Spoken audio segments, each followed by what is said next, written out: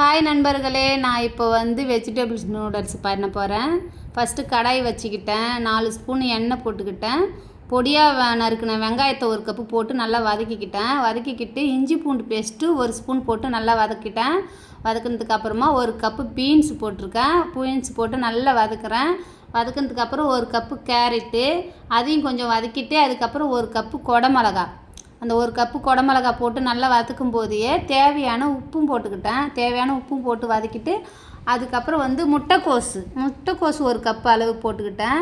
தேவையான அளவு போட்டு நல்லா வதக்கிக்கிறேன். நல்லா வதக்கணும், கொஞ்சம் பச்சை வாசனை போட்டு நல்லா வதக்கினதுக்கப்புறமா சாஸு சேர்த்துக்கிட்டேன். சில்லி சாஸு, அதுக்கப்புறம் கொஞ்சம் டொமேட்டோ சாஸு, அதுக்கப்புறம் கொஞ்சம் சோயா சாஸு, இது 3மே போட்டு நல்லா வதக்கிக்கிட்டு நான் முன்னாடியே நூடுல்ஸ் வெந்நீரில் வேக வச்சு எடுத்து வச்சுருக்கேன். அதை தான் இப்போ நான் சேர்த்துக்கிறேன்.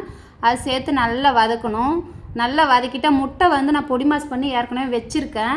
அதை எடுத்து லாஸ்ட்டாக இதில் கலந்துட்டு நல்லா மிக்ஸ் பண்ணிக்கிட்டேன்னா நல்ல டேஸ்ட் வரும். நீங்கள் செஞ்சு பாருங்கள். உங்களுக்கு பிடிச்சிருந்தா வெங்காயத்தாள் போட்டுக்கோங்க. கொஞ்சம் வெங்காயத்தாளும் போட்டு நல்லா செஞ்சு பாருங்கள். டேஸ்ட்டாக இருக்கும். சாப்பிட்டுட்டு எப்படி இருக்குன்னு சொல்லுங்கள்.